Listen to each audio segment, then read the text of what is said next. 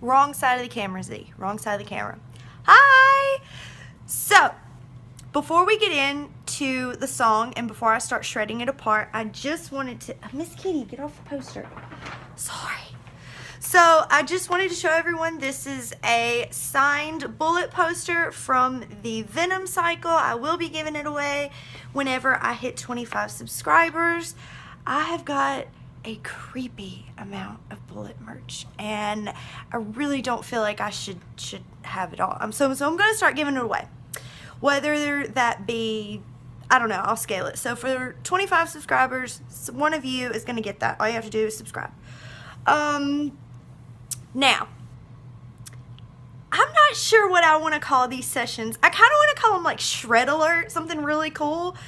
Because I'm literally shredding the song, but I'm doing it because I love the song, if that makes any sense. So we're going to start dissecting the song.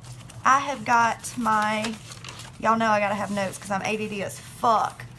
I have my notes. We are going to start shredding. So without further ado, sorry for the really crappy intro. I've really got to get better if I'm going to start doing this. So the song we're going to be shredding today is by a phenomenal guitarist.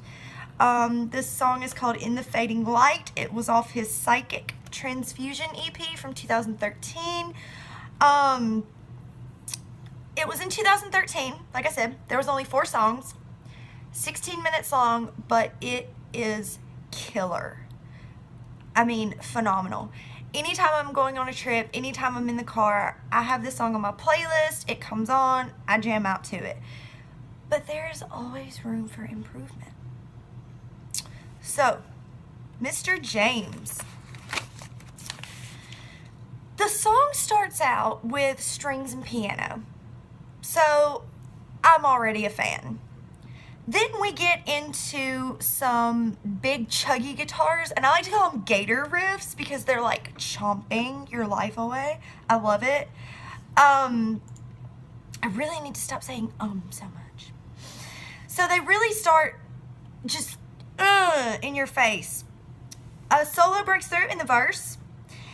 I really wish he would have dug more. I really feel like he should have dug more to bring out some more emotion, some vibrato in his tone. He should have let them sing more, I feel, to bring out just this really beautiful, big effect. When you get into the chorus, the rhythm guitar does blend in. You can hear the bass. I know in some of these instrumental songs, the bass is kind of drowned out by everything else. You can hear the bass, although you really have to listen and it's very faint, but it is kind of doing its own thing. The chorus, it does have killer duals. I'm not going to lie. It does have killer dual guitars, which is something that I look for, but those lows, I feel like if the highs are going to be that light-fingered sounding, you really have got to dig, get that grit, bring out those lows, and really try and put more emotion into it. I cannot say enough. While he is a very technically talented guitarist, emotion is lacking in this because it's almost too technical. It's too skilled. There isn't any rawness there, if that makes sense. When you get into the second verse, the rhythm guitar does mingle more, but it's very simple. It sounds like he's down-picking the entire time. It's just this very simple down-picking riff, and, you know, it kind of drags my attention away from that beautiful solo he's trying to create because it's just in the background, just constantly. And, you know, he really needs to blend that out more, create a more diverse melodic rhythm to amp up the solo, not so much distract me away from it, not so much just put it with it because it just goes. And I feel like that's kind of what happened. When you get into the actual solo, it's very light-fingered. It's high, if that makes sense, and that's fine in a solo. It's like he's going up and down some scales, you know? He's just all over the fretboard, or, you know, that one part of the fretboard. Y'all, I can visualize this all day long, but I don't know what the fuck I'm talking about when it comes to technical terms. So, bear with me. It is very light-fingered sounding. It is very, very high.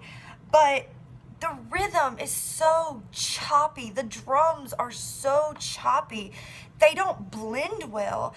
I feel like he spent too much time on the guitar and not enough time on the drums and the hello. That would be my son. I feel like he spent too much time on the solo and not enough time really creating the rhythm and the drums. I feel like they're very choppy. I wish he would have had some piano or maybe some more diverse strings to really blend out that solo, because it's one of the focal points of the entire song. As it comes out, I like to have, it's what I call a diddly. It's what I like to call them. Just very kind of this crazy melodic riff with your high end. Everything evens out. I really wish, I cannot say it enough, if you are going to have rhythm and if you are going to have it separate where it's doing its own thing, pull some more grit into it. Really dig in. Really like give it to me. That way I have that high, I have that low, they're blending together, they're harmonizing, but the rhythm is kind of doing its own thing.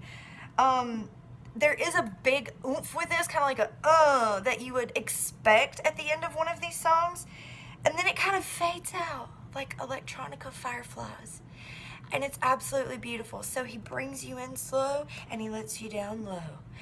And wait, let's reverse that. Anyways, you get what I'm saying. It is a beautiful song. It is an amazing song. I dissected it because, whoa, shit. I dissected it because I loved it. And those are just some things that I wish he would have done a little bit differently. But it is one man doing this. He is a mastermind. So, props to him. I'm a huge Andy James fan. Andy James fan. So, with my shredding, I'm also going to be giving you some songs that you may not know to kind of broaden your musical taste. Mother Sky by 12 Foot Ninja. If you have not heard of this band, or if you have not heard of this song, go check it out right now. It starts out with strings and this really like chuggy intro, and then it turns into almost like a ska, like a reggae, if that makes sense. And then it goes back into this rock chorus. It is amazing. Go check it out. Amaranth, Burn With Me. I've noticed a lot of female fronted bands either try to sound like Amy Lee or inadvertently sound like Amy Lee, and she is not one of them. She has a beautiful soprano voice that sings. This is your typical melodic metal anthem. It is beautiful. Next, y'all, I'm gonna murder this name. Palisades? P-A-L-I-S-A-D-E-S. Bad Girls. If you like a little more electronica, this is a kick-ass song. It's a kick-ass metal song, and the electronica just like amplifies it. It's amazing. So definitely go give that a listen. And last but not least, Wage War. I saw this on the side of YouTube in a recommended video, and I was like headbanging at my computer. This is computer. This is raw. This is gritty. This is in your face. This is just I love the guitars. I love Stitch. It is just crazy killer. At the end of these videos, I'm going to be doing a cover band that should be recognized. This week, it is, I guess these are weekly videos. This is The Animal in Me. Again, a female fronted rock band, but she's got a nice thick voice. I have murdered this video. Voice for a female. She has a nice thick voice that really, it gives me grit. It does give me grit. I can't falter for that. So the two that you need to check out are I Know You Are Trouble and The Heart Wants What It Wants. These are pop songs, so for all of you in the metal community who are like, they are amazing, and she sings them beautifully and gives a whole new meaning to them. So please don't forget to subscribe so you can catch my next video. Don't forget about the giveaway, and I'll see you all next time. Be safe.